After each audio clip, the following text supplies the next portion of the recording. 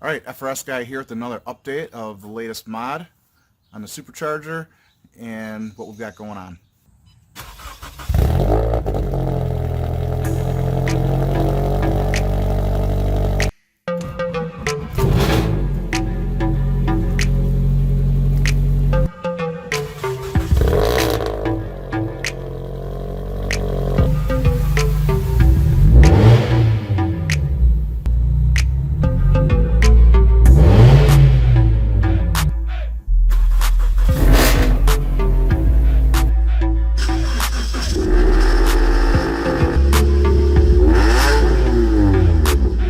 Hey guys, just another quick update on where we're at with the car. It is running. Okay, car's running. It's running good. We did get our new tires. They're not on yet because it's still cold. Basically everything going. We have to finish our grill. We have to figure out what we're going to do with that. I have some screen, but I gotta try to install it and see if it's going to turn out the way I like. I have to get some new clips for the blinkers. But here we are. So Edelbrock's in. It's running. Tune is... I mean, it's cold right now. It's was it 45 degrees today? So it's still a little cold, a little dreary in Wisconsin. So I can't really do the final tune quite yet. But I can get everything working, at least within pretty close. As long as we're within 1% or 2% of the map sensor, that's going to be good. The ignition timing, as long as it's not knocking, we're good with that. But again, we're going to have to get up to 70, 80 degrees to finalize the ignition tables and things like that. But here's where we're at. I have the double D boxes now. This is for your flex fuel here, okay? And that kit's over here. Basically, it replaces your second oxygen sensor, which we really don't need. Even if you're running a cat, you don't really need it. It's just there to make sure your cat's functioning and it's not failing. So the flex fuel already. The second one smooths out the signal right from your mass airflow sensor, which mine wasn't too bad, but your bar sensor is the problem right there. That's way too sensitive, and it gives you an erratic reading. And then it seems like the only thing it really affects is your actual injectors, and then they're going crazy. And again, I'll show you, this is this part of the video, but I think another part I'm going to go and show you on a laptop what it's doing to the injectors. And the injector fuel volume is bouncing all over like crazy. So I mean, when it's moving around that much, you really can't tune it. You can't finalize the tune. I guess you could just run it really rich and just call it a day, but that's not really optimal.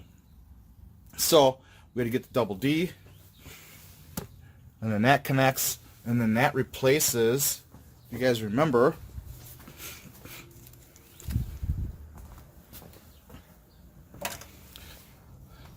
my biggest pet peeve with the Edelbrock is having this big clump of wires hanging out here, right? Because this cable, Edelbrock, is terrible. I mean, the quality's fine, but you need a longer cable on there so you can hide the wiring. Let's get rid of that. Let's get rid of that nonsense. And then look how neat that is now. They have this nice long cable. See that? See how they did that, Edelbrock? Yeah, they put this long cable on there, and it tucks away, and then you don't have a big, ugly clump of wires there. So it's much neater, and you need it anyways. So I'm not digging on you, but whoever did that harness, let's just tweak that a little bit so the people who don't buy the extra kit can tuck their wires back, and it's just a neater. See how much neater that is? And then you don't have to worry about things hitting the belt and stuff like that. So get the double D on there. I haven't had time to really do a run. It's been raining ever since. It's even overcast today, but it's not supposed to rain for the next couple of days, so it's getting driven anyways. But we haven't got a chance to data log or run it. I did start it, and it already felt smoother just idling it and things like that. So far so good. But I think by the time I complete this video, then I'll have some more information, and we'll get into that. So that's where we're at. Continuing the process. We got the double D's on there. My job is an essential business, so I still have to go to work. And which is good because then it gives me time to run the car and get everything dialed in, even though it's cold. So yeah, project's still going. Again, cars aren't going to affect COVID, so driving around in your car is not hurting the situation, not hurting yourself, not really hurting anything, you know. So getting out in the sunshine is good. Vitamin D is good for you for the corona. Some cities are trying to, they initially said that you could go out in the sun and hike and things like that. Now they're trying to shut that down. Well, the sun's healthy for you. Vitamin D helps cure, well, you can't say cure, but helps prevent lung type diseases like infection, flu, things like that. So vitamin D is very good for you. Let's get out, get some sun. We're going to keep getting out in the car. I have to go to work anyways, so it's going to be the perfect opportunity to go to work and get some tuning done. So that's where we're at, guys. We're still doing this. I don't know how long before we can actually get some good runs to actually tell you what the performance comes out at.